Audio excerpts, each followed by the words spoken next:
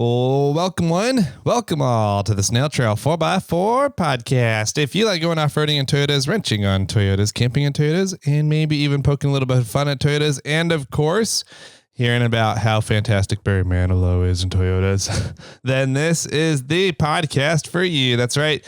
Ladies and germs, my name is Tyler, and joining me once again for another episode of the SnailTrail4x4 podcast is the one and only Jimmy Jett, Mr. Bronco Extraordinaire. How you doing, man? I am doing good. Thank you for asking. How are you? I'm doing okay. You know that whole thing they say about once you have a kid and then they start going to daycare and preschool and they start coming on with all these different germs and sicknesses. Yeah. Did that finally hit home? Yeah. Literally. Yeah. How can you tell? Yeah, I don't know. You sound very sexy, though. I know. It's weird, though, because I'm not congested. I don't feel sick. Okay. It's just it feels like I've been at a concert screaming for 2 days. Yeah. It's that kind of thing, right? Mm-hmm. It's just like my vocal cords are really well used, even though I haven't really been using them. Got it. Mm-hmm. So, I don't know. It's weird. The secretary has been sick 3 times now from him bringing something home. Mm-hmm. And this is the first time I finally caught something. Also, yeah. Well, you're surrounded by a bunch of germ kids here at the office. It's true. I have my own kids to deal with here. Yeah. So, for sure. You know, your immune system's probably a little bit higher than the secretary's because she probably goes to work and deals with adults. Well, she's a work from home. Oh. Yeah. Oh, so she doesn't even see anybody but the child. She has her bubble at home. Yeah. So she doesn't get to get her immune system well practiced. Yep. Like I do. No, absolutely not. Yeah. Yeah. So now the next level up from that, I'm going to one up you. Okay. Is have a teacher as a parent or have your significant other as a teacher also. So now you've got a kid that goes to school and you have your significant other as a teacher that goes to school, you know, so it's like double whammy to some extent. But fortunately, I think that their immune systems are so beefed up because they're all both in public school that they don't really either they don't bring things home and I'm not getting terribly sick or my immune system's just kick ass. One or the other. I think your immune system's just kick ass. I think so too. Yeah. We've already been over this. Jimmy is like a physical specimen that's a freak of nature for some reason. For a long time, I thought I should donate my body to science for like the perfect human being. No, there is such a thing. There is such a thing for but it's comes down to like they want people that are like have never really ever been sick and have never had, you know, a virus or had, you know, so that when you die, they can see what sort of a perfect specimen would be. Yeah. But I have broken bones and I've been pretty beat up now. Well, that's not. Plus I have gout, so I'm gonna have all these crystals in my joints. So, you know, that's out. So I might as well just, you know, start destroying my body now. There you go. Okay, that works. Oh, man. Yeah, I don't know. The broken bones part isn't like, that's not a physiological thing. That's like genetic. That's just you being a dumbass. Yes. Pretty much. But the bone isn't perfect when you look at it because there's a calcium buildup around where the break was. Yeah. And so it's not a, you know, like I've broken my collarbone, I've broken my foot, I've broken my wrist. I swear I've probably broken all my fingers and toes at some point in time. So I'm like, I have never broken a bone before. Oh. See, I never had stitches in my life. I've had stitches until I had Bali removed. Oh, yeah. That was the first time in my life I've had stitches because I didn't get any wisdom teeth. So like I never had the surgery in my mouth, you know, or any of that. Never hurt myself like really, really bad where I could have, or I needed stitches. I think we've talked about this at one point on the podcast. I did hurt myself as a child. I got that scar there. And my parents were like, we probably should have taken you to get stitches when I did that one. And then when I got in a car accident, the airbag hit my arm, which threw my arm into my face. And I got a scar now on my lip from where my tooth went through my lip and into my arm.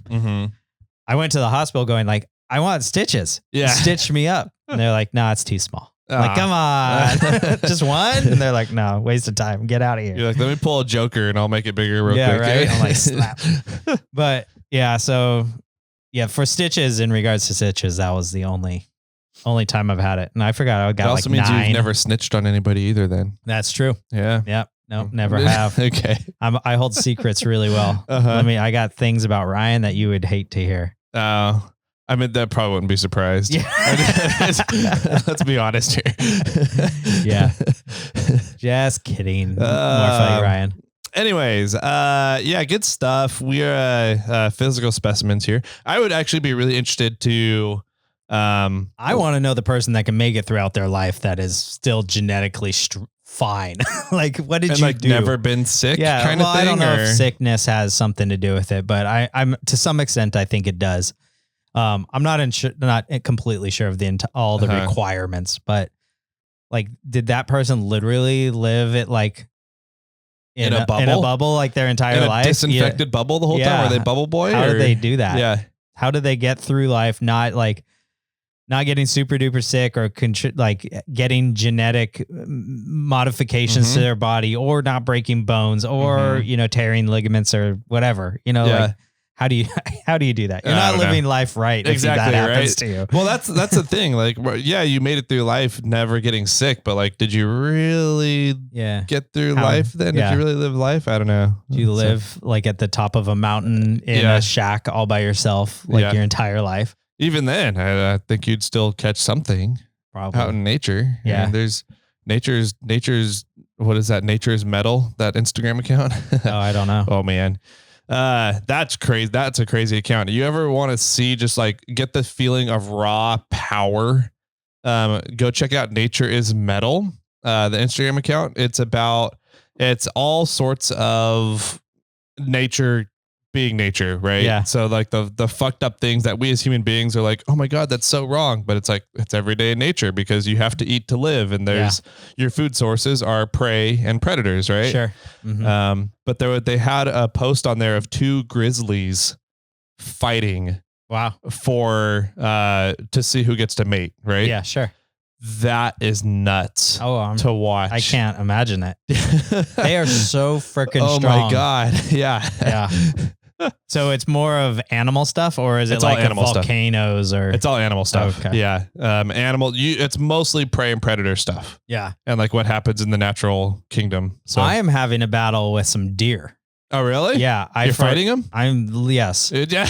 I cannot keep them out of where our bonsais are. Oh no. I am like going, like, they've literally pushed the fence over to get into the bonsai area to eat some of the leaves and everything in there. Cause I don't know why, for the most part, because there's a huge green grass area right in front of them where they're pushing it all over, but they don't want that. They want maple leaves or something instead. I'm just like, well, they taste like maple syrup. I wish I would eat them too. Right. But yeah, so I'm having this battle of like trying to keep the deer out of the bonsais. Have you tried an electric fence yet? No, we haven't gotten that far. Okay. We're just like, let's put this wire fence up. Now we got to stake the wire fence into the ground. We can't just like drape it over some branches. Now it's to the point where like I'm trying to figure out how to make myself a door to get in. Oh yeah. And I think they've figured out how to get through the door too. And I'm just like, oh gosh. So, that's funny. Yeah. It might come down to like a dedicated fenced off area. We'll see. All right. Yeah. Well, cool. Welcome everybody to the SnailTrail4x4 off-road podcast, where we talk about nature being nature, and deer having fights with deer, and grizzly bears having fights. So let's see. This is a Thursday episode, and Jimmy's back in town. I am. So good to see you. He went off to Tennessee. Tennessee. There's a song called Tennessee, which is, I forgot who sings it. It's a good song. I'll have to find it. Maybe I'll put some audio in, or maybe you will, because this is your edit. That's true. But Jimmy's back. So he got to go do some fun stuff, which we will cover today, since he's no longer covered by an NDA. Is that correct? Yeah, it was, they called it like an embargo or whatever. They're pretty much like, please don't share this until Monday at 6 a.m.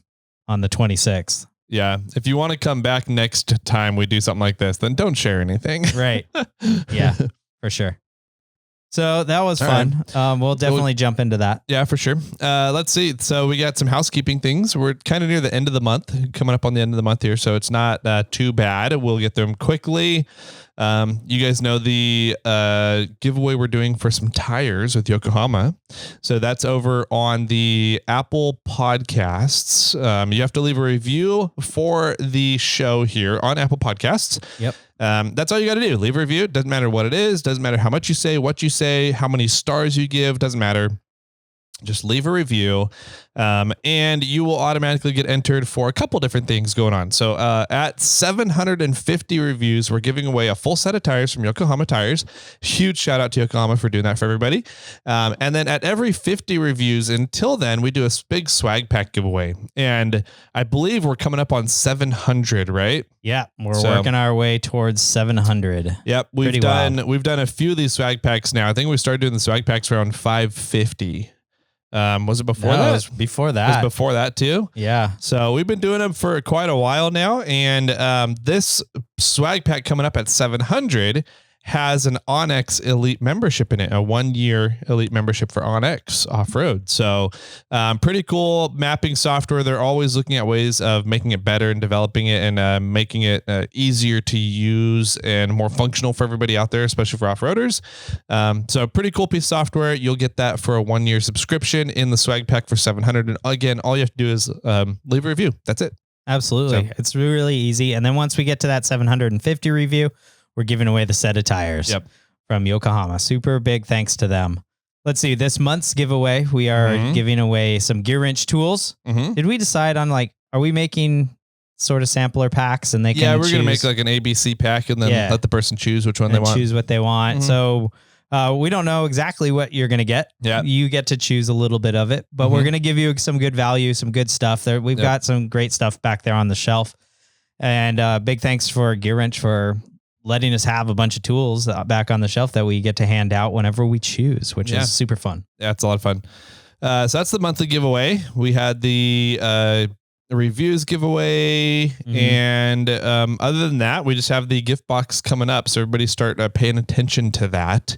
I believe that opens in October. Yes. So we got one more month. So you guys, start thinking about it. If you want to get in for the gift box, that'll be opening October 1st. If you want to get out of the gift box tier, get into the gift box tier, change up your tiers, whatever you're looking to do, that starts October 1st, and that'll go through the month of October. And then gift boxes will go out. Hopefully, the goal is mid-October there, so that we can tell you guys what's in the gift box, and you can decide if you want to move up or not. Yes, exactly. And if you want to sign up for the giveaway tier or the gift box tier, you do that over on iRate 4x4. You log in, you go down to the watch, listen, discuss section, click on SnailTrail 4x4. And then if you're on the PC, all the options are on the right side. And if you're on a mobile device, all the options are down at the bottom. Sweet. I like it a lot. Yeah. So let's see. I think that about does it for housekeeping. Yeah. Kind of the end of the month goes a lot quicker good. for people. So we'll get into now kind of what we've been up to. I know Jimmy has a lot to talk about. And I'm really interested to hear about it all because I saw your Instagram posts. Okay. Yeah. And Blake's posts. Yeah. And I thought they were very interesting. The two different perspectives that you guys were both talking about. In the posts. Yeah. Where like you were talking about more of the functionality of the vehicle and the comfortability of the vehicle. And he was talking more about like the body lines and the look of the vehicle. Sure. And I was like, oh, that's just kind of two different thought perspectives of vehicles, right? That's true. And it's two different people. So, obviously you have your own opinions on things. But Blake actually started his YouTube channel as a Subaru guy. I thought he was Mercedes, old school Mercedes. No, you said that last time. Yeah, why? I don't know why you have that stuck in your head. I don't know why. He has a Beamer. That's what it was. Yeah. BMW, old school BMWs. So, but before he got into the BMWs, Mercedes, BMW, it's the same thing. So. He was into Subarus. Okay. And he was doing a lot of auto. What's it called? Where you race around a course on on a street. On a street, no cross, dirt? Autocross. Oh, okay. That's what it is. So he's doing a lot of autocross racing with a Subaru. And he eventually was like, I want to change gears. I want to do something different. He got a little fed up with Subarus and them breaking and having head gasket problems. Yeah. And so he's like eating oil all the time. So then he got an old school, like, I don't know, it was 1986 E30 or something like that. Okay. And then he ended up getting, now he has an M4. All right. Like a 2020 M4 or something like 22 M4, pretty damn new. Yeah. That he's built out, looks friggin' fast. It looks so fast. And now recently he just got I think it was like a 2014 Toyota 4Runner. Okay. Yeah. So he's gone in this line of progression of like kind of building up faster and faster cars, and then randomly got a 4Runner. Yeah. But his point of view comes from in regards to the Bronco Sport, comes from the Subaru side. Yeah. Because really he's looking at it like, is this better than a Subaru Crosstrek? That's his comparison. And for me, I'm like, well, it doesn't like, it has 4-wheel drive. It has a rear locker now, but it doesn't have low range. Like, it has the biggest tires in its class at 29s. Okay. Right. Or maybe 30s. It was a metric size. And it's got some beefy skid plates, but what they're doing is they're comparing the Bronco Sport to the RAV4.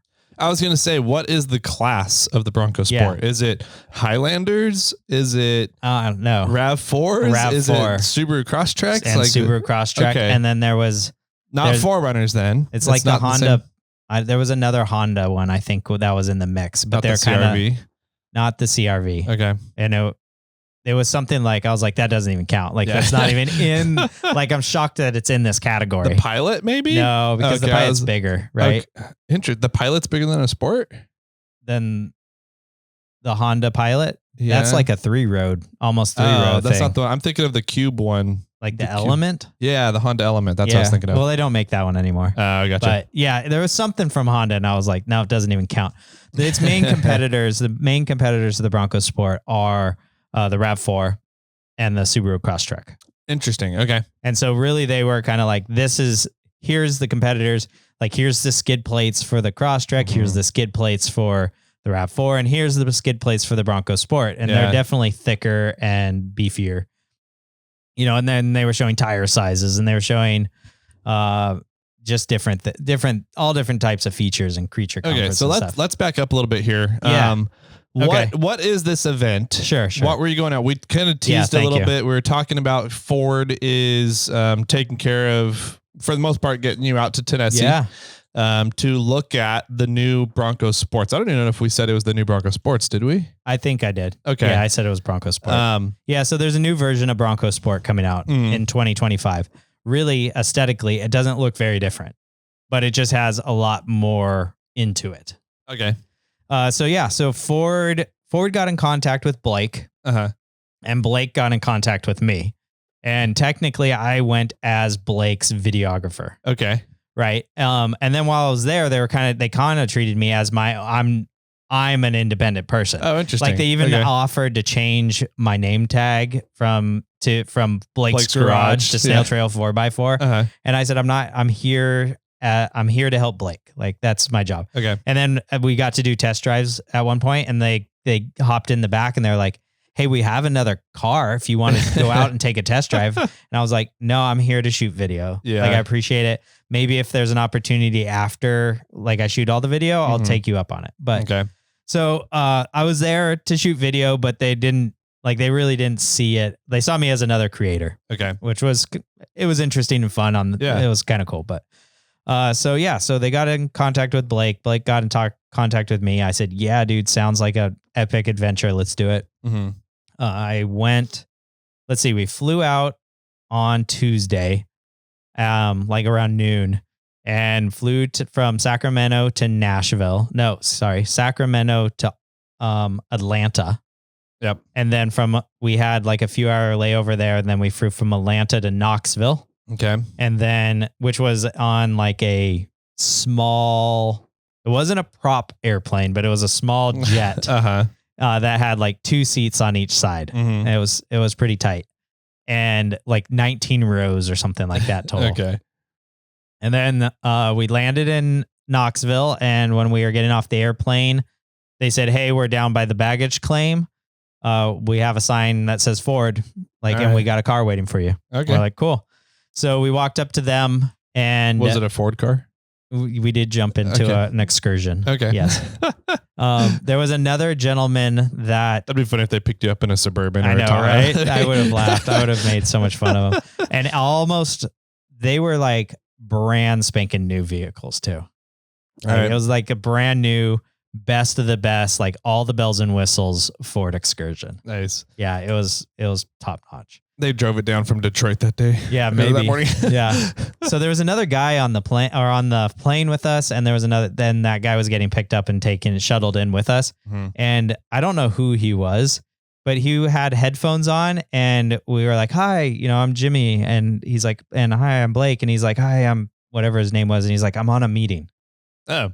And we're like, "Okay," and he didn't say a single word from then till we got to the lodge. Mm-hmm. And Blake and we sat in the back, and we were kind of talking like quietly, and then we started talking louder and louder and louder, right? Because we're like, is this dude really on a meeting? Yeah. I think he was just listening to some music, and he didn't want to talk to anybody. Yeah, that'd be my guess. And I'm like, this guy obviously isn't like an in front of camera creator. Yeah. He's got to be like just a blogger or a writer of some sort. Like, I don't like to talk to anybody. I don't want to talk to anybody. I'm here to do this one job and write about it, and not like, I don't want to talk to you. Yeah. Like sort of thing. It was really kind of bizarre. Didn't see the guy the rest of the trip. Okay. So he was probably on the earlier, because the next day, I'll jump a little bit ahead. They had 4 waves that you went out to see the Bronco Sport. We were on wave number 2. So I'm assuming he was on wave number 3, or he was on wave number 1, probably. Okay. So, I don't know. So yeah, so we drove up to the lodge. We got to the lodge like 10 o'clock at night or something like that. And we checked in, and right as we were checking in, the lady behind the counter was like, "Oh, you just missed everybody. The whole group just left." Oh. And we're like, "Oh, okay." The lodge was super cool, by the way. It was originally, so we stayed in a small town outside of Knoxville called Merville. It's actually pronounced Maryville. Okay. Maryville. I think that's what it was. It's not pronounced Maryville. No, they don't pronounce the Y. Yeah. I don't know why. It's spelled that's what Maryville, they don't do. But it's pronounced Merville. Merville. Yeah. And so it was funny because on the way home, I was talking to some guy, and I was like, "Yeah, we're over in Merville." And he like looked at me. He's like, "You said that right." Like as a person that's not from here, you did it very well. Nice. I was like, "Yeah, I got." Didn't we learn that from Matt? Matt from Blake and Jeep said that. Yeah. That was a very timely interview. Thank you, Matt. Yeah, it was perfect. So a little backstory on the lodge. There's a Merville College, an actual 4-year college, liberal arts college. Absolutely beautiful campus, like spectacular brick, laid out very well, just gorgeous buildings. And I believe somebody was a professor at the college or the dean of the college, and they kind of convinced the college to let them build a house on the property. Okay. Something like that. And the college was kind of like, sure, but when you are no longer living in the house, like either one you pass or you leave, the house becomes part of the campus. Okay. It absorbs in. Yeah. Yeah. And so this person built like a 15-room house out there, and then it became the dean's house at one point, and then the college turned it into sort of a camping lodge and like outdoor lodge, and then some other source ended up getting the rights to the lodge, and then they expanded it and built additional housing out there, and now it's a small lodge hotel out on their property. Okay. But it gets used by the campus a lot. So there's, like if there's banquets or there's events and, whatever it can happen at the lodge. There was a lot of setups out and around that area for weddings. So I think it's a multi-use kind of area. And we got access to it because it's going to be the main camping or staying area, not camping, but the main hotel for the Bronco off rodeo events. Yeah. They're opening a new spot outside of Knoxville for like a territory for people to take their Broncos out to. Okay. And learn how to use their Bronco. So they're opening a private off-roading park for Broncos only. Yes. Interesting. So there's 4 or 5 of these across the nation now. Yeah. There's one in Vegas. There's one in Moab. Yep. There's probably one like by Detroit or something like that. There's this one in Nashville. There might be one in Florida. But they said where they have located them, they are now like within a few hour drive of 80% of the population of the United States. Wow. I was like, huh. That's interesting. Yeah, that's really bizarre. Okay. I'm like, well, what is your hourly radius? Because the Vegas one is how much, like 8 hours from LA? Yeah, right. It's like, what's close to LA and San Francisco? That's yeah. I'm like, that's, okay. You I wonder how there, much of the United States population, what percentage is just in LA and San Francisco? Yeah, I don't know. I mean, if the United States I think New York is the largest city in the nation. And I don't know about the metropolitan area, but I'll go out on a limb and say like the general Los Angeles Valley is probably bigger than the metropolitan area of New York. You think so? The tri-state area? It'd be close, I think. But I know that I used to know the 5 largest cities, and I knew it was like New York, LA, Chicago. I don't remember them anymore. But I don't think San Francisco was even in the top 5. Wow. Yeah. So there's some other big ones out there. That's surprising. Probably. Yeah. And I'm not going to guess too much. So anyway, so they're opening, it opens on like the 4th. Okay. So it's not even open yet. They're still working on it.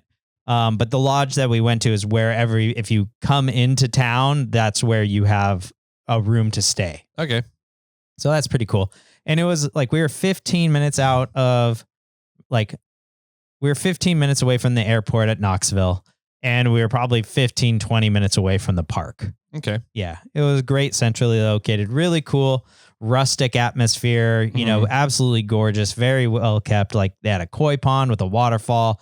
They had like a fire pit in the front side. The grounds were very well kept. There was like 2 gardeners working all the time, just walking around and cleaning things up. It was very nice. So the next morning we woke up, we went to breakfast. Our session started at 10 o'clock, more or less. And then, so we loaded up in another, I think this was like a Ford Transit van or some Ford van, and drove us out to the Bronco off rodeo area.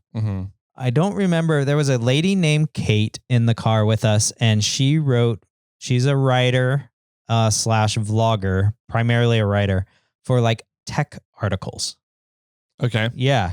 Which I thought was really interesting. So she kept talking about how she gets loaner e-bikes. Like she gets these really high end e-bikes, and she gets them for like a month. And then she writes a review on them, and then she has to send them back. Yeah. She was wearing the Google Meta sunglasses. And I was like, are you going to record today on those? She's like, no, I brought like an Osmo, Okay. I was like, okay.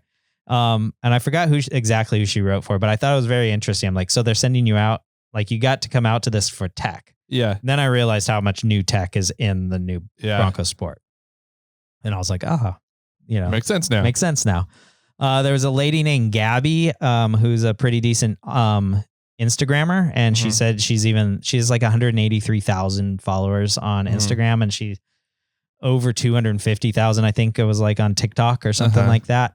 Cute little girl, man. She was, a little spitfire of a girl.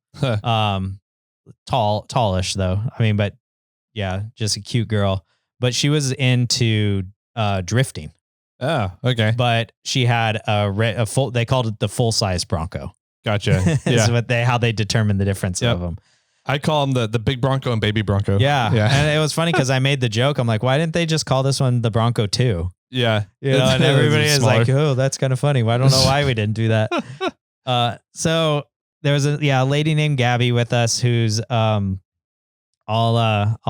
send Tyler the link for her Instagram, but she has like a C5 Corvette that's pink or it's like pink and blue and like a kind of Instagram fade across the Corvette. Mm-hmm. And she drifts that. She has like 5 or 6 other vehicles, and one of them's a Bronco. Mm-hmm. And she does a lot of off-roading in Moab. She lives in the Salt Lake City general area. And just there's tracks out there and then a great off-roading out there. So nice. She does that. And then there was a lady who was the director of Friends of Ford. Okay.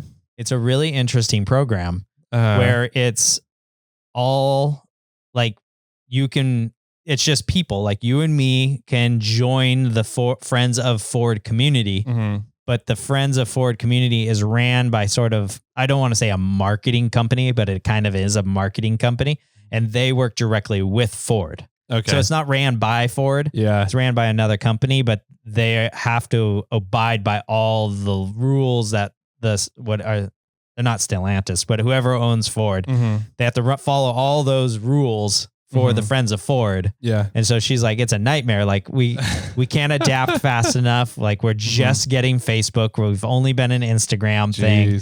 You know, they're really concerned about like private or leaking information, mm-hmm. you know, and all these things. And I said, I get it. You know, like you're working for a big corporation trying to move with the tech side of things, mm-hmm. but it was interesting talking to her about like how she got into it, how she started it.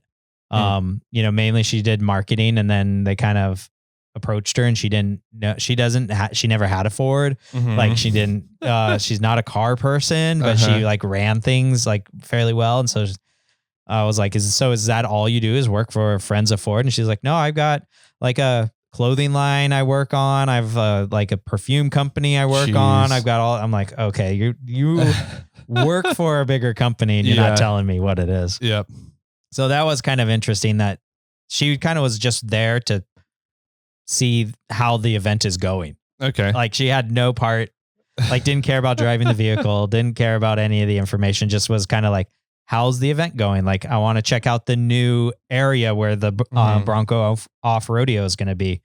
So that was kind of an interesting thing talking with her. So we got to the event and they sat us down in a room, and then they had like the person that oversaw the Bronco Sport come, like how it came to creation and everything. And he spoke, and then like the director of suspension spoke, and the person that's on the tech side spoke, and then the body person spoke, and they had all these different people that helped out with building the Bronco Sport talk.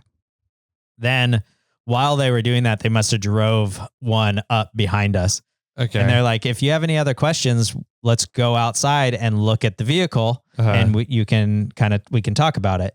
We walked out there. Another gentleman spoke about a lot of the tech and showed us kind of around the vehicle and talked about a bunch of it.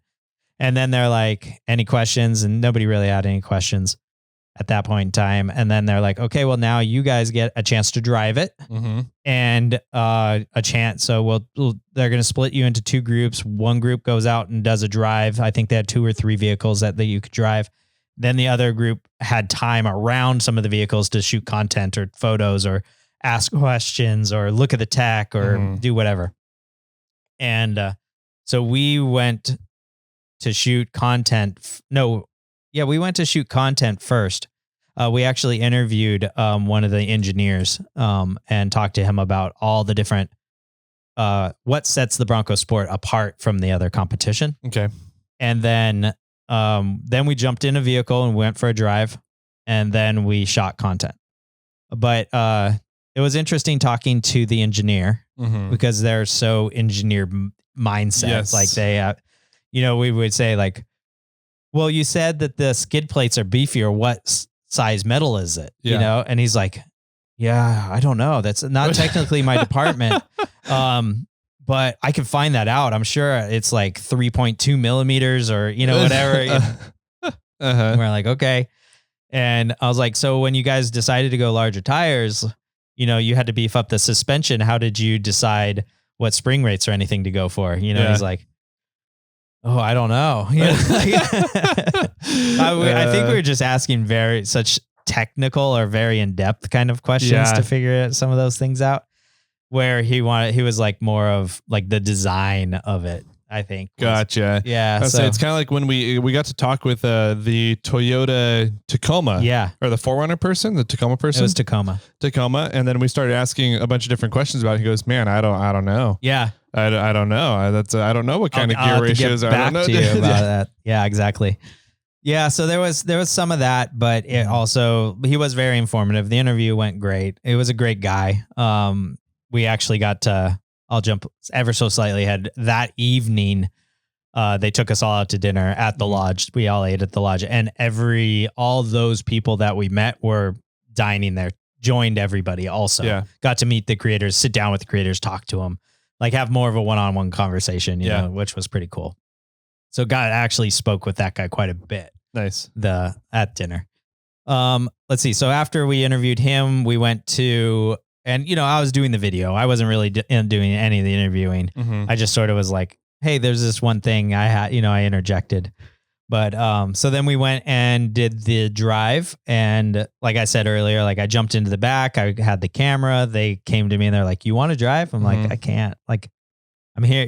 Even Blake turned around and was like, you want to drive? I'm like, yeah, but I'm here for you. Like, I'm here to shoot content. Yeah. Which worked out good because there was a few times that they like stopped you on the route and I hopped out to shoot the video of the car going through. Yeah. So that otherwise it would have just been from, you know, his point of view driving. Yeah. So it was better that I rode with him. But they wove you through the trees. They showed, they talked about all the tech, right? They talked about, like, you jumped in and they're like, here's how you flip through all the goat modes, because they put the goat mode, all the goat modes for that is in the big full-size Bronco. Yeah. In the Big Brother, they put it into the Bronco Sport. So now all that technology is in there. They showed you how when you went to the off-road mode, it did something in the transmission, which Toyota Land Cruisers kind of had with their automatic to four-wheel or all-wheel drive to four-wheel drive setup in the 80 with the, what is it called? Their three lockers, their triple locked setups, where this Bronco Sport had a dual clutch mechanism that let it be all-wheel drive, so it's not like 80% driven on the front. And then when you put it into off-road mode, the dual clutch mechanism engaged and made it true 50-50 four-wheel drive. Interesting. Okay. Yeah. So that's pretty cool. And then he showed... So they put a Detroit locker into the center diff, into the center... something like the that. Transfer case, I guess. Something. I don't know. I'm not entirely sure how all the guts of an automatic transmission work. And then he showed how they have a rock crawl mode. And when you go into rock crawl mode, it automatically engages the rear locker, because now there's a rear locker in the Bronco Sport. But you know, you can turn all those things on and off independently. If you wanted, you don't have to be, you know, in rock crawl mode only to have the rear diff locked. You know, you could be in off-road mode and engage it separately. Yeah. Which was just a button. So we're like, okay, cool. Well, how do you want us to start? And he said, well, let's start in off-road. So we started driving in off-road mode. He kind of wove us through the trees and up and down a few little ledges, showing approach and departure angles and how it handled. And then we drove out, and then we went to an off-camber spot. And it was just this off, like, dirt hill that had a mound on it, and you kind of drove up the mound, and it was a corner too. So it was kind of this weird off-camber corner lean. And there's what's a gauge that shows the degrees you're inclinometer. At. Inclinometer. Thank you. Blake got the car up to 22 degrees. Yeah. And there was a lady there kind of telling you how high to go up or go down or how to turn. And she was kind of like, what are you at? And Blake was originally, he's like, I'm at, it shows 20. And she's like, okay, turn, up, and he's like, what? Wait, which way? And she's like, right. And he's like, passenger? And she's like, yeah, passenger. You know, and I think at that moment, the lady she's like, oh, you know how to, you know, off-roading, right? Yeah. And so he turned up and then it got him more off camera and he's like, oh, I'm at 22 now. And she's like, okay, good. Go straight. That's as much as they want you to go. And when they first brought the Bronco out also, when we were down at the lake, not at where we were sitting, they put it up on those rocks that I'm sure you saw. There was a video that Blake did with it. It was on 3 tires up on these rocks at the very beginning when they were kind of talking about things. And I heard them go, what degree are you at? And he's like, 22. And they're like, okay, good.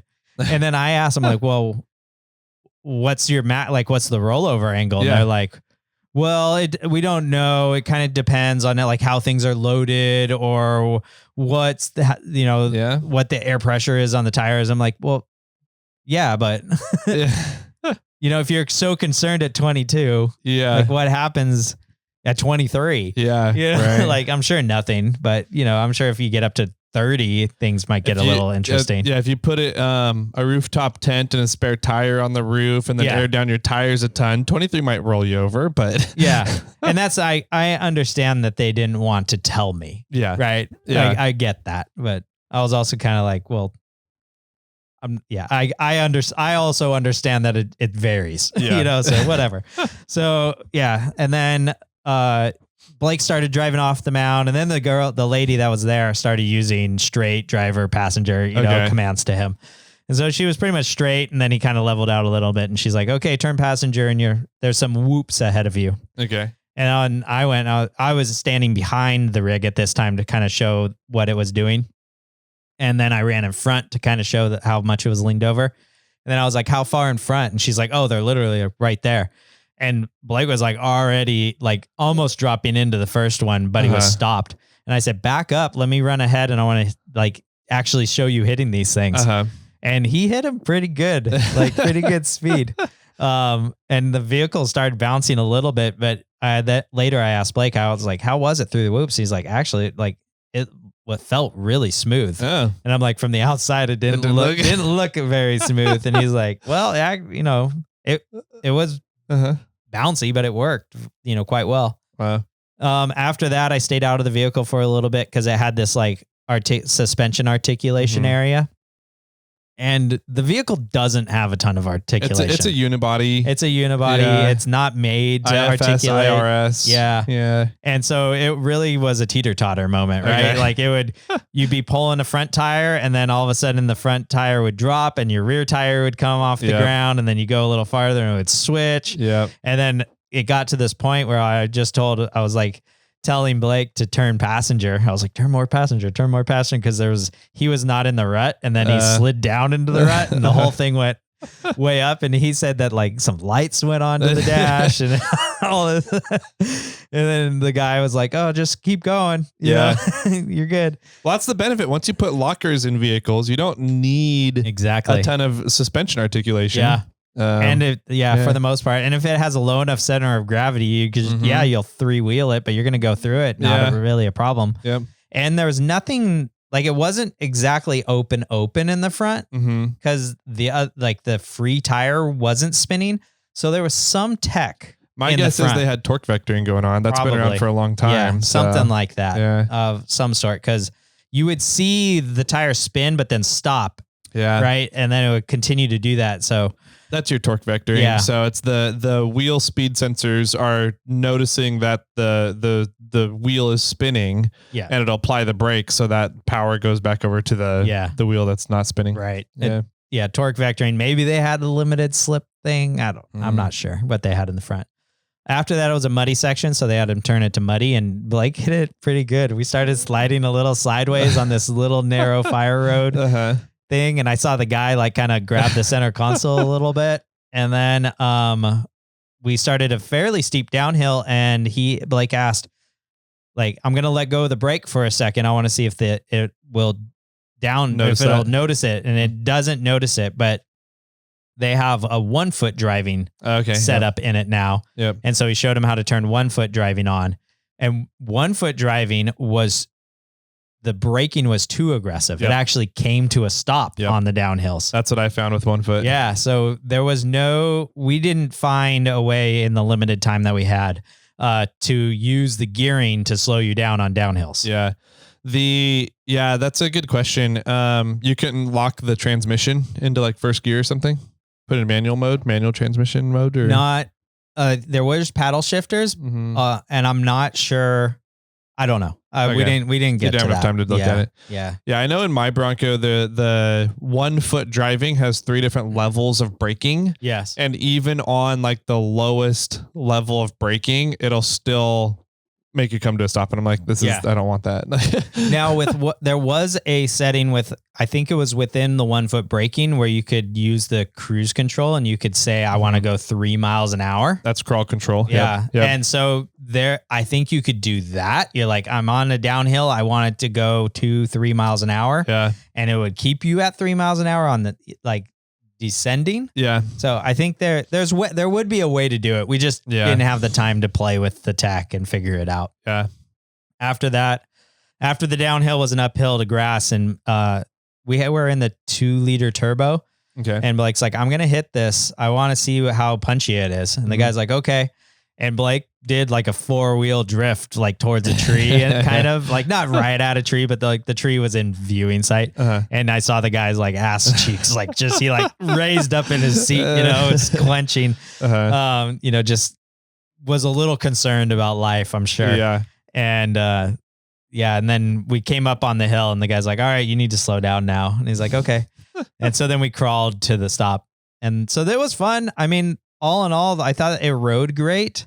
I thought the comfort was there. The technology is there that you can do stupider things than you should in that vehicle. Okay. Yeah. Right? Like there's no, like if you're going out to go off-roading and you're putting yourself at like 20 plus degrees and you're on 3 tires, like, should you be in a Bronco Sport? Should you be in a Bronco Sport at that point? Like, is that really like, or where do you actually move up? And I actually asked them that. I'm like, do you feel like you're putting so much new tech into the Bronco Sport that you're going to lose sales out of the Bronco? Yeah. And they're like, no, we feel like it actually it brings more people to the Bronco Sport. I think it brings more people from other brands into off-road adventure vehicles. Yeah.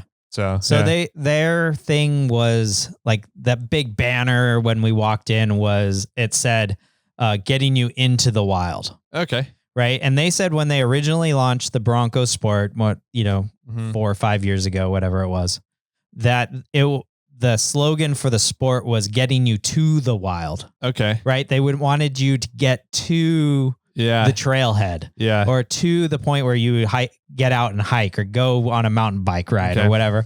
And so now they're moving the sport into the wild, right? They want it to go a little bit farther. One of the big things, and I didn't know this about the original one, last year's, was there was no recovery points on the vehicle. Really? Yeah. I didn't know and that. So they made a big thing, and I'm like, they made a big thing about how there's 4 points around the vehicle that you could do recovery on. And I was like, funny. because they've said they found people that were taking the vehicle beyond what they designed it for, and there's no way to do a good, serious recovery. That was always my complaint with the original Bronco Sports and the Bronco, is that it's still, it has the guys, this false, I felt like it was false advertisement, right? The Bronco is advertised and marketed as this awesome off-road vehicle, which they did a really good job with the big Bronco on the off-road technology and its performance off-road, right? Yeah.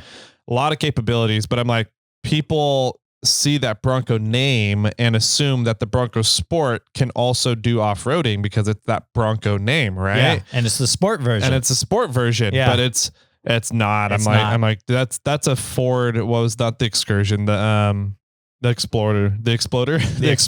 Yeah. I was like, that's a Ford. That's a fancy Ford Explorer. Like that's really what the Bronco Sport was. So it's neat to see that they're kind of transitioning it more into a little bit more off-road capable, so that it actually fits what they're marketing it as and under that Bronco name. So. Yeah. And that's where I think it really kind of falls, right? Yeah. Like, It's more aggressive. It has better approach and departure angles, bigger tires. It has Bilstein shocks on all the Sasquatch Badlands package, right? That's what I'm talking about.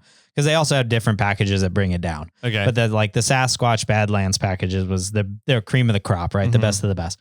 All those things has the best of the best, and they're the best in class, right? Okay. It has the biggest tires in class, best approach and departure angles in class, has the most ground clearance in class, and granted it's going against the Subaru Crosstrek, the RAV4 and the RAV4. Yeah. Yeah. And I'm like, okay, in my mind, I'm like, woo, 29s or 30-inch tires.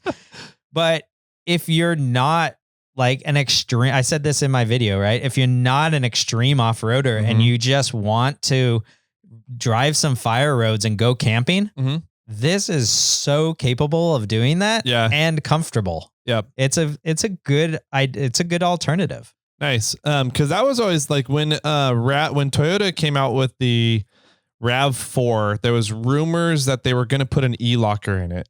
And I don't think they ever did. I never followed up to see if that actually stayed in the latest models of the RAV4. But I was like, it's brilliant, because people that are taking out and adventuring in RAV4s are people that are the Subaru owners.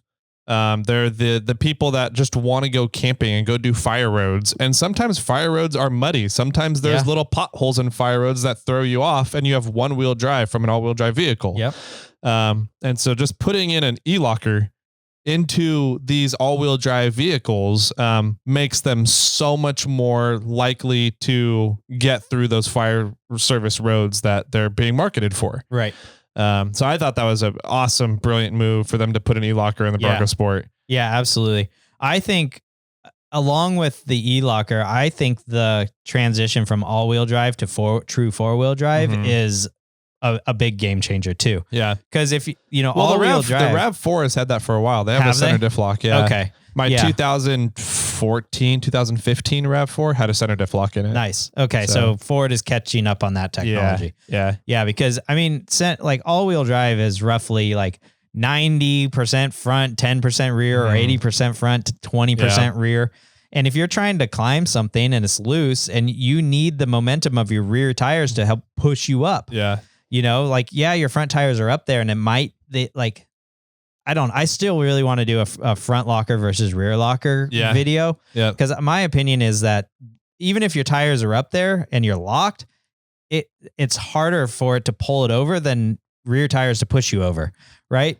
Yeah, I think it depends on where your weight distribution is. A lot of times when you're climbing stuff, your weight distribution shifts to your rear axle. Yes. So you have a lot less weight on your front axle and traction and thus traction to pull you up. Yeah. Kind of thing. Whereas if you're an all-wheel drive and it's typically, front 2/3 of the power are in the front, if not more, then, you're having a hard time driving up things. Yeah. So I thought that going to 50-50 is good. That was good. And then, the locker, is a game changer, because now you can teeter totter and you can continue to drive through things. Yeah. So do you think that, I forget all the details on the new Land Cruiser coming out. The 250? Is it the 250? Yeah. My thing is, what's the starting MSRP? I'm thinking of the mid-grade Land Cruiser that we had Kurt Williams on to talk about. That was the 250. Okay. The 250 is the $40,000 one. I think so. 30 to 40,000. Okay, cool. So I'm thinking, like, how does this compare to that? The Bronco Sport compared to that? Yeah. I don't know. I haven't driven a 250 or been around it. I've just seen what's Descent's doing with theirs. Exactly. I think the Land Cruiser is a framed vehicle, independent front, solid axle rear. Yeah. Probably getting more articulation. But the technology, is really interesting. It's I'm curious, like how different the technologies are between some of those things, or is it really just presets on how the vehicle is set up? For like the GOAT modes? Yeah. Yeah. I think it's from messing around with my Bronco. I think it's just kind of presets. Okay. Because you have, like, you and I are used to manual levers and controlling all of our our switches or off-road performance options ourselves, right? And so we know if we're in a certain situation, we need our front locker on, and maybe you don't need the rear locker, or we need our rear locker, and no, maybe not the front. Maybe we need to be in a lower gear and we'll lock ourselves into first gear, like low, low, low, or whatever it is. We know the different situations. Front and rear lockers on.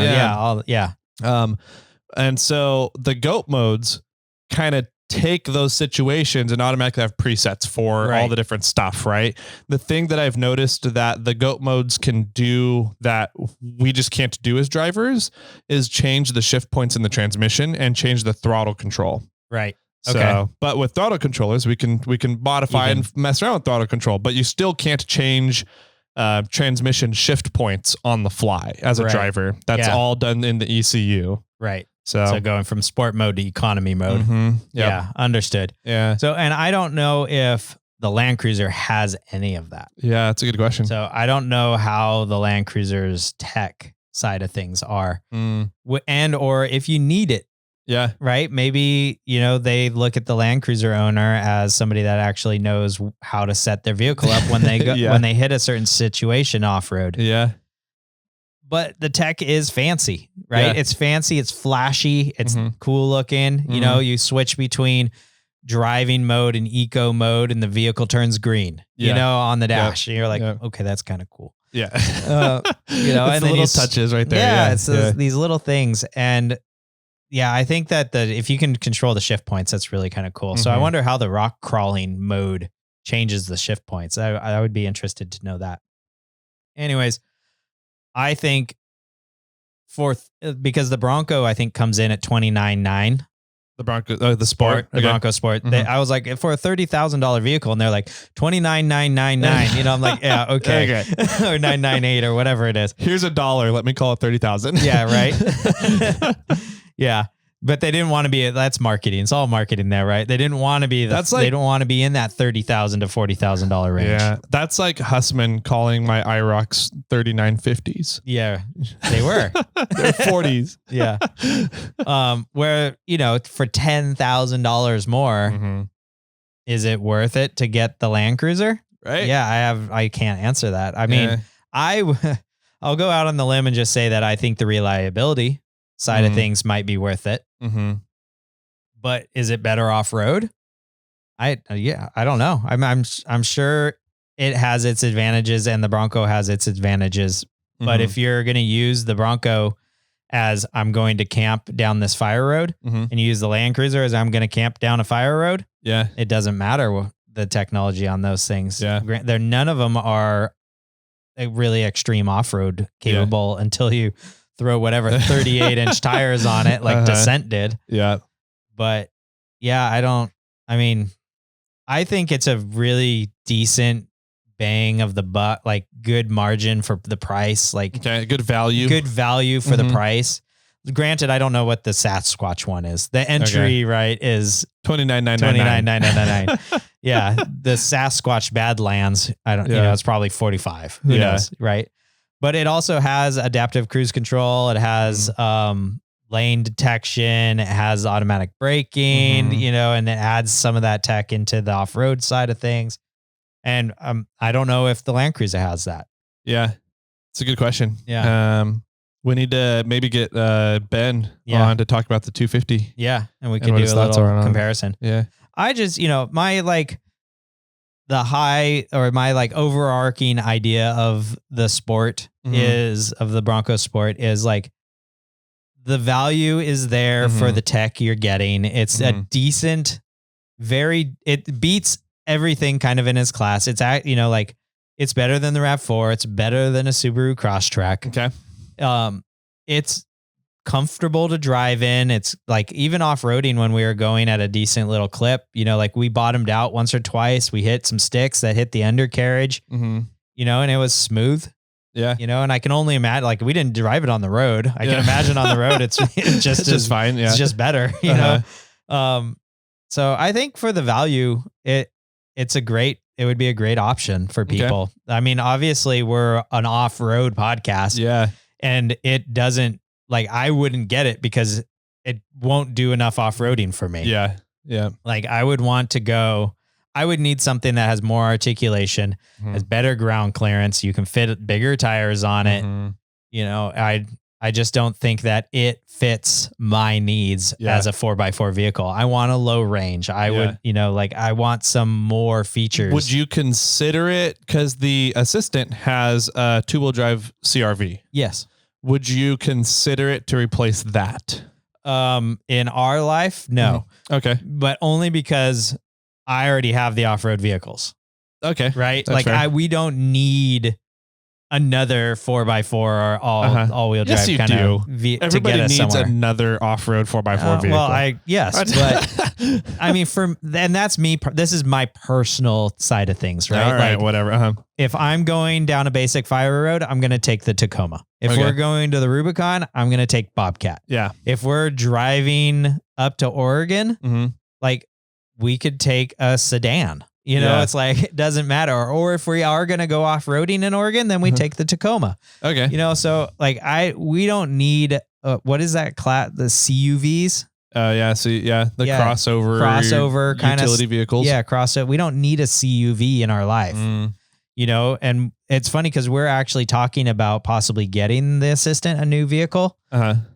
Because whatever vehicle we get, we foresee it being handed down to the Mini Assistant in a matter of years once she's able to start driving. And we would keep the CRV, except the CRV, we feel like the Mini Assistant needs a backup sensor.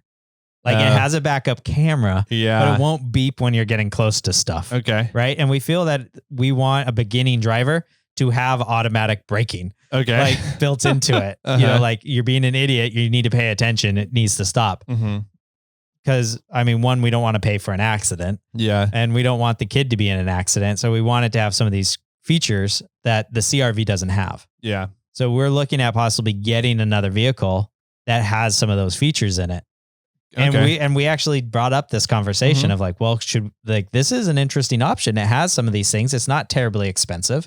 Like, should we look at it? And our conclusion came down to like, no, we don't need that type of vehicle in our life. Gotcha. Because we already have things that can do that and better. Yeah. Okay.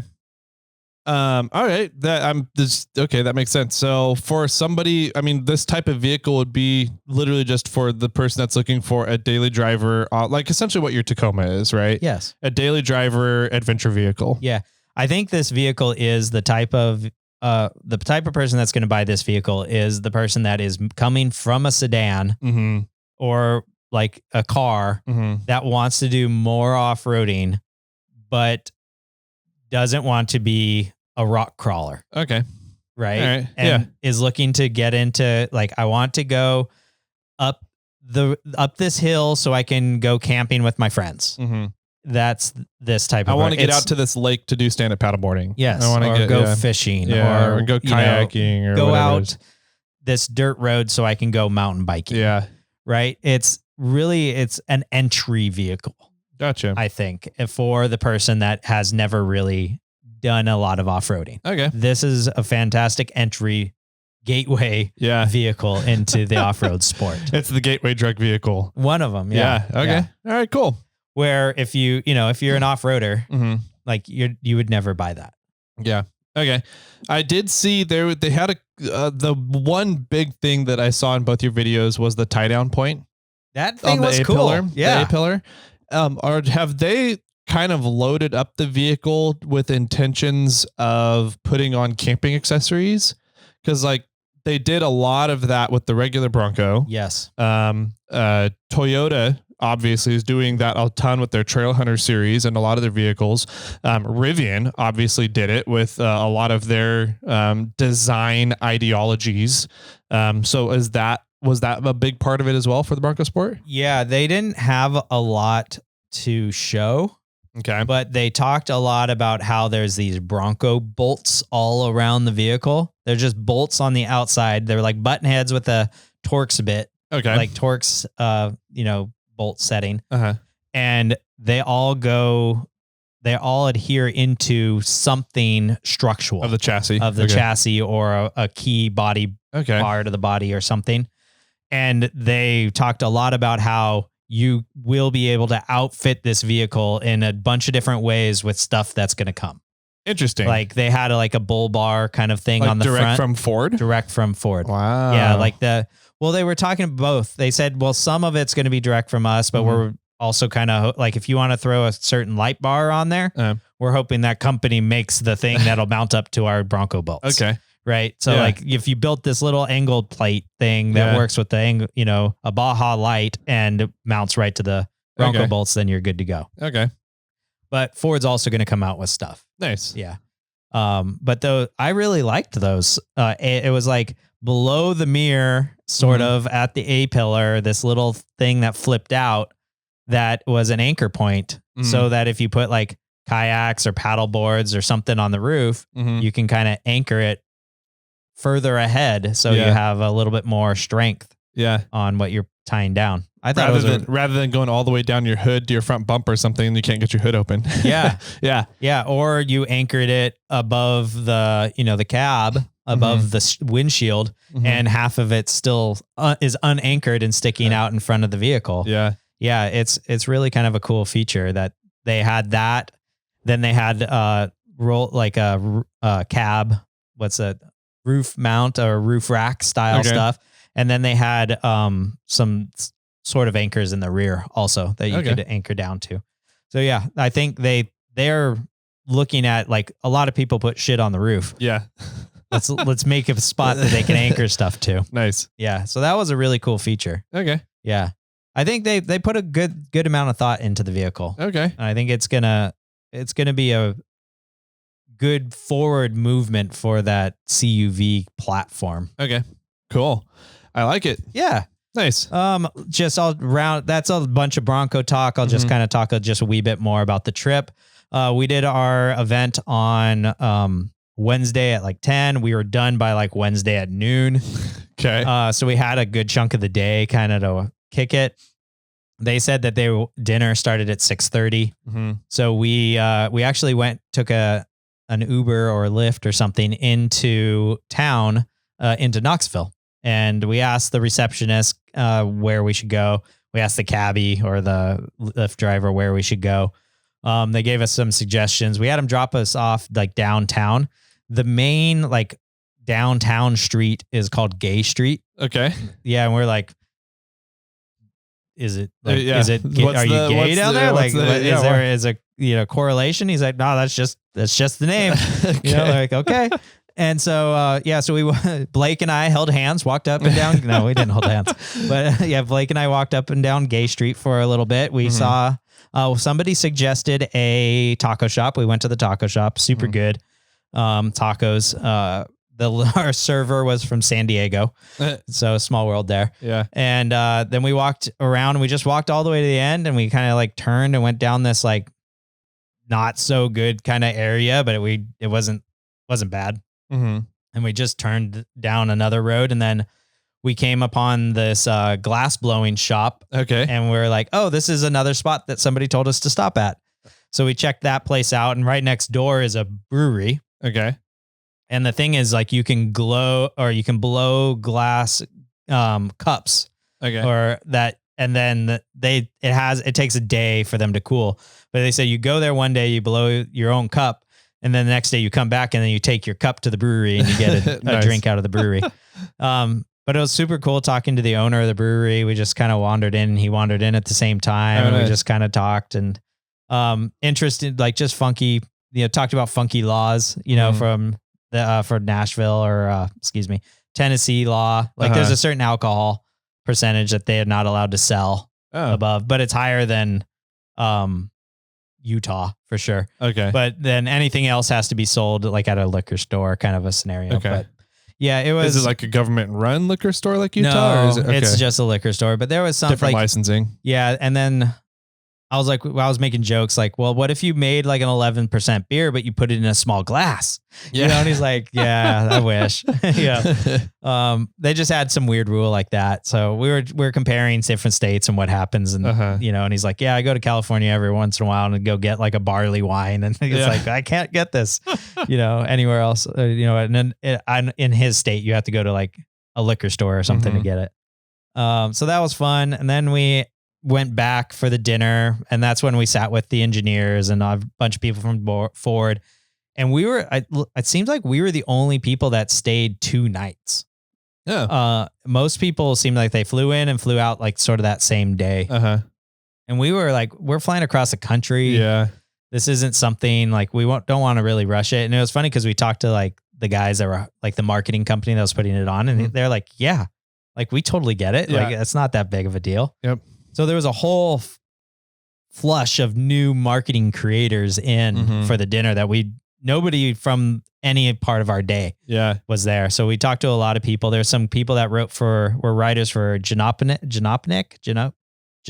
or something like that. Okay. It's a car brand. There was a guy that from the Fast Lane. Okay. What is it? TFL. Andre, he was there. A guy, Mike from Fox News was there. He flew in from the Monterey Car Week. Okay. Came over.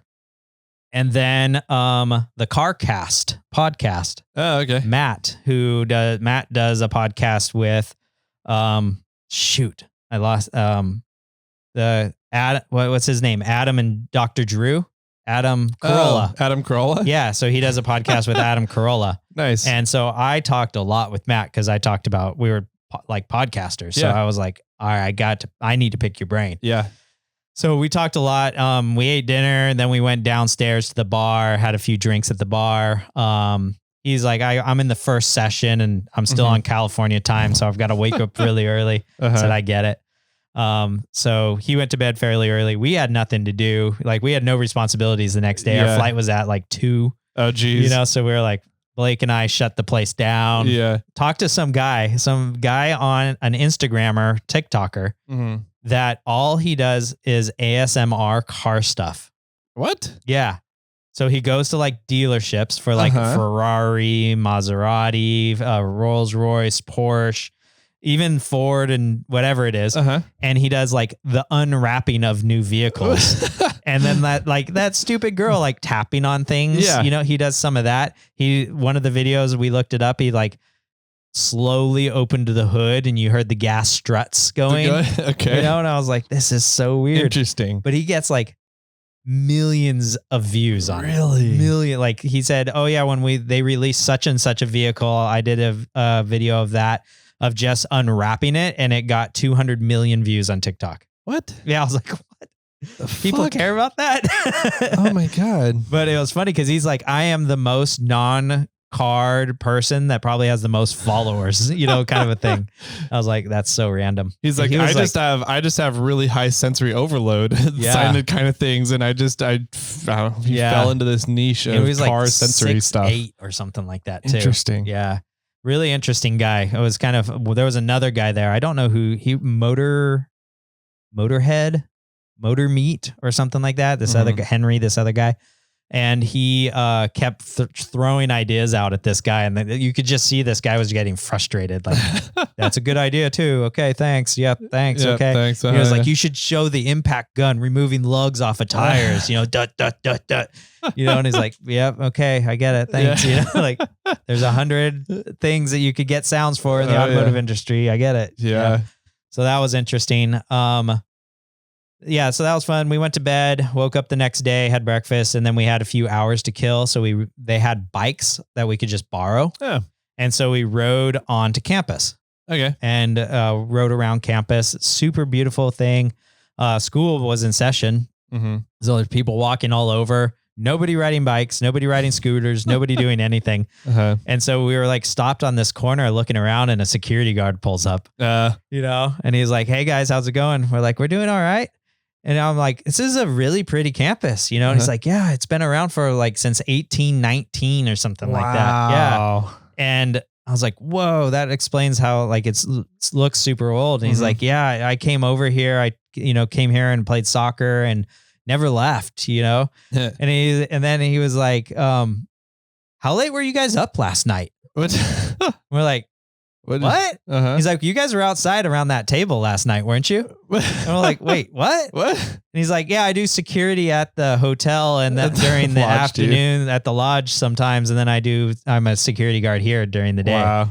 And he's like, and then he's like, yeah, you guys are, and I was like, yeah, we were around that table. And he's like, no, you guys were cool. You're just chilling, having a good time. You weren't loud. You're just talking. That was totally fine.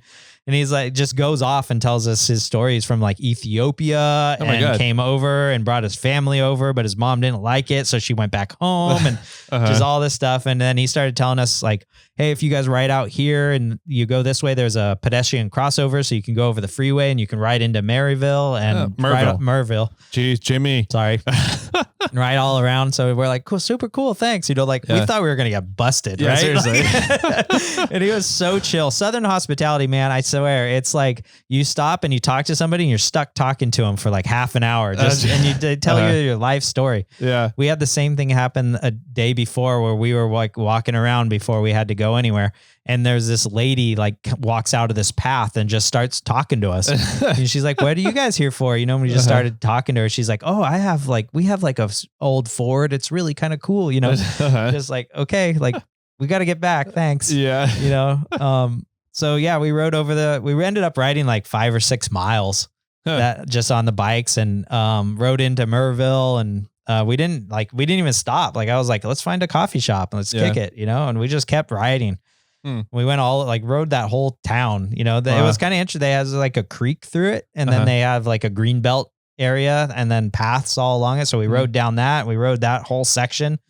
We started riding out towards Knoxville and we're kind of like, we should turn around. So we got back to the hotel and like we had like 45 minutes to kill and they had lunch out and you could just grab food. And we sat there and talked to some other creators and, and then we jumped into the excursion and drove back and they hired this company called like VIP carriers or couriers or something like that. And all of the people that for that agency are all either cops, retired cops, firefighters, or retired firefighters. Oh, okay. Yeah. So I was like, what were they for? What were they doing? They were the people driving us from the hotel to the airport. Gotcha. Okay. Yeah. So this guy was a retired cop, now firefighter. Oh, nice. I'm like, interesting.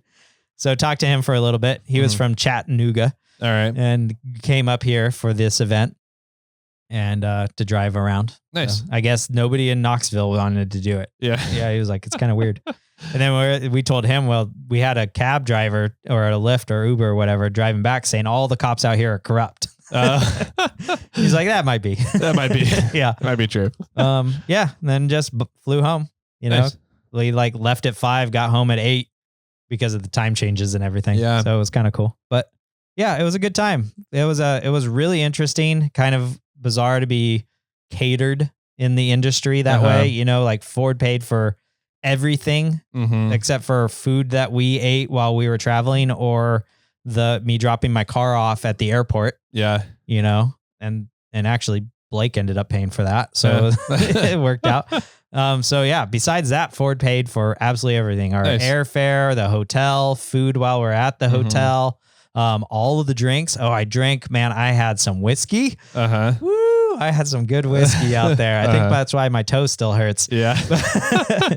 But I had some Chattanooga whiskey, which I know Ian from Big Tire Garage likes and talks about.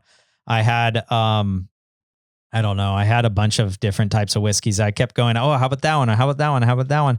I had an Uncle Nearest, but a black label, which is supposedly I didn't know it, but it was like a chocolate version. I was like, like some people like this, some people don't. I tried it. I thought it was really good. And then I said, hey, what are one of your favorite whiskeys up here? And he pulled down 3 of them. One of them was a Willet with a purple label, a purple cap top thing. And he was like, this thing's like $1,500 or something like that. And I looked it up later and it was like a few $100s. Oh, okay. Yeah. And I don't know if that's bar prices or just out there prices or whatever. And then he pulled out another one. I didn't know what it was and I didn't have that one, but I had an Wild Turkey Voyage. Okay. So it's more or less like Jefferson's Ocean where they put them in barrels and put them on ships, but it was a Wild Turkey version. And that was a $400 bottle of whiskey. Wow. So I just had a pour of that and I said, I'll start with it neat. And if it's too hot, because it was pretty Like it was up there on the proof. I was like, if it's too neat, I'll come back and get a cube. And he's like, okay. And I didn't need a cube. It was so smooth. It was really good. Nice. I've been shocked about Wild Turkey, like Wild Turkey 101 or whatever it is. Hear about you're like, that's like bottom shelf stuff. Bottom shelf stuff. But you know, I've done Wild Turkey and blind tastings and this Wild Turkey, and I've been impressed with actually Wild Turkey. We did Wild Turkey 101 in a blind tasting, and it got like second or third. Wow. Yeah. And I was like, you know, is it like the Kirkland whiskey now? I don't know. Yeah. Normally you consider it like shit because, you know, it's like, oh, it's Wild Turkey 101. But no, I think it's rising on my like interesting pay attention to. Yeah. Well, good, cheaper whiskey, right? Yeah. Like it's like a $30 bottle maybe. And it's a great bottle of whiskey for $30. Nice. So yeah. So that was fun. Yeah, definitely got to try some whiskey. It was an outstanding trip. It was really fun of Blake to invite me with him. You know, that was pretty cool. I shot something like 70 gigs or something like that of footage. And he was like, holy crap, man. Like now he's got to go back through all the footage. Well, he already did it because his video came out on the 26th. Yeah. He did a lot of editing on the airplane. Okay. Yeah. But I said this, like, I shot a lot of video of you talking, and then I shot a whole bunch of B-roll because I didn't know what you wanted or how you wanted it. And so, and then whenever you talk about a certain like thing in the car, you know, like, oh, the steering wheel is a cool shape or whatever. Like I probably have a video of the steering wheel, you know, and you can throw that section over it, you know, like use the B-roll where you're just talking instead of a talking head. Yeah. He's like, yeah, I do that a lot too. So yeah, I appreciate that. So nice. Yeah, I want to go back and I might ask him like, hey, like, what'd you think of my video technique, or did I cover it well? Or, you know, like, what would you have done different? You know, or what, just to kind of get some feedback. But, in regards to, his equipment, I mainly used the brand new Osmo. Yeah. Yeah. It was the DJI Osmo Pocket 3. And I've been looking at like DSLRs, but I'm so used. I have the Osmo 1, right? The original, the OG Osmo. And I'm so used to the Osmo. I might get another Osmo because it worked. It's small. It's compact. It shoots well. Like it has a little bit of a zoom to it. Yeah.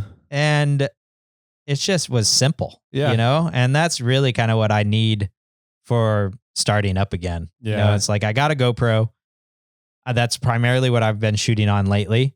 Like maybe I'll look at getting an Osmo again. Yeah. And going down that rabbit hole and playing down that. And, you know, and it's about like, I was looking at a $600 mirrorless camera. Then you have to buy lenses. Yeah. You know, or I get this Osmo and it kind of is a one package deal. Yeah. Granted, I have the Blackmagic that we're shooting on here, but it's so freaking crazy of a camera. Yeah. It's way overbuilt. That's for like, it's a cinema camera. Like, cinema productions. Yeah. Yeah.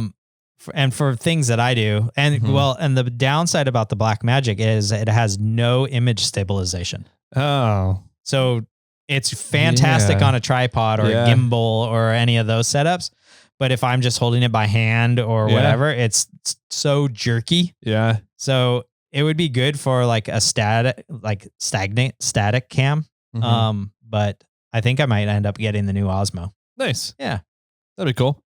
Yeah. So, all right. I think that's it. Sweet. Yeah. It was a fun trip. Fun time. Absolutely. Yeah. Like, yeah, it was fun and it was more or less free. Can't beat that. Right. Yeah. But it was really cool. I'm hoping to, I have a lot of the emails for the people that, put the event on. So I'm hoping to I'm going to email them fairly soon and be like, that was super cool. I'm super like thrilled by how everything went and came out. Like, I hope that I can somehow get on the list for the next one, you know, like keep me informed. Like, yeah. And then I got to know some of the Ford people too. So I can kind of be like, hey buddy. Yeah. You know, let's do this. Nice. Yeah. And then who knows, maybe I'll get a Ranger Raptor or something. Yeah. Right.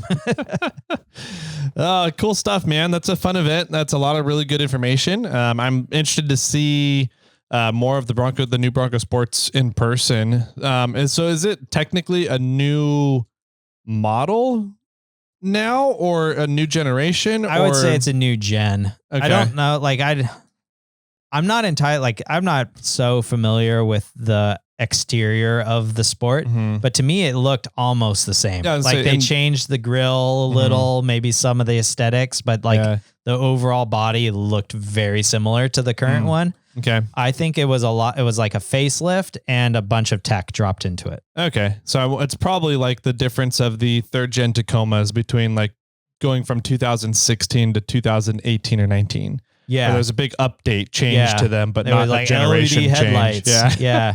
Yeah. Or the 5th gen 4Runner, like the early years, like 13, 14, maybe 15. It had a different front end than like 16 and up. Yeah. Yeah. And they're still 5th gen 4Runners. Yeah. So I think it was just a facelift update. A facelift and a whole bunch of tech dropped into it. Well, that's the cool thing about the automotive industry right now is there's so many different cool technology things coming out and it's moving so rapidly. Yeah. That it's almost you need this because the models and the drivetrains and suspensions and chassis are not changing a ton. No.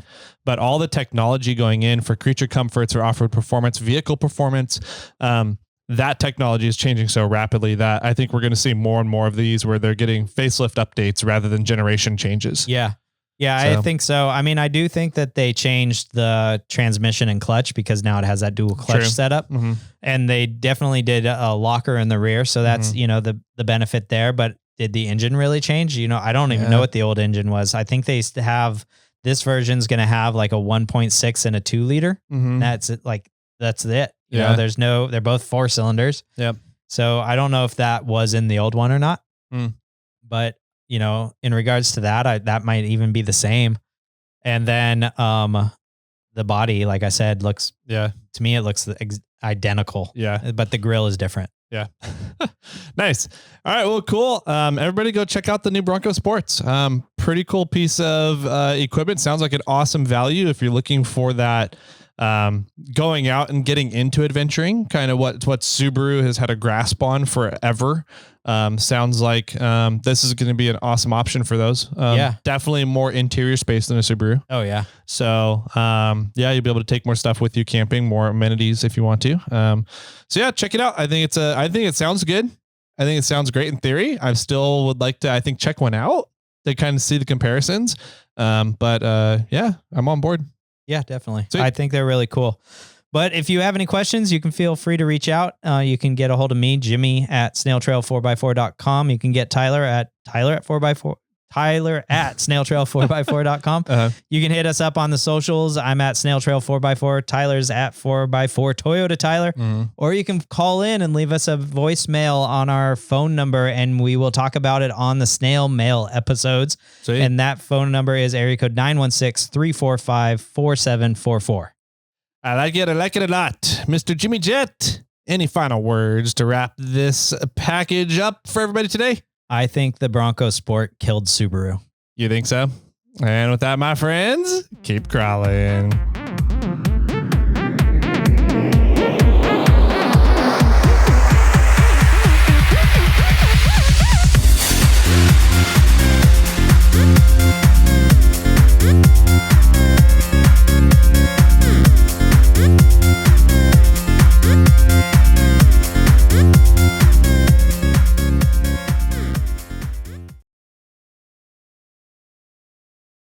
I got one for you. Okay, I'm ready.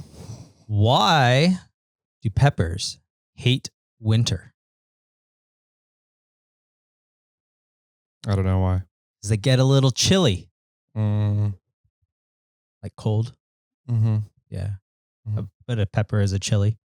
Or is chili is a pepper. I was going to say, isn't chili a pepper? Yeah. So not all peppers are chilies, though. Correct. Yes. I don't know if I'm on board. The Venn diagram doesn't match your joke. Right, Sorry, sir. I tried.